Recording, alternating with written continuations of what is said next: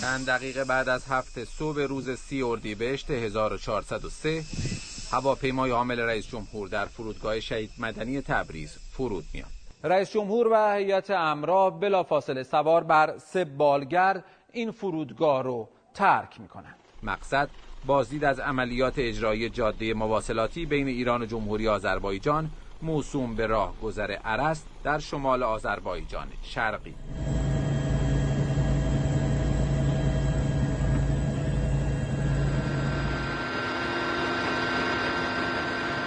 ساعت حوالی 8 صبح بالگردها پس از 40 دقیقه پرواز و بازدید هوایی از منطقه در محلی اطراف روستای کلاله در 160 کیلومتری تبریز فرود میاد.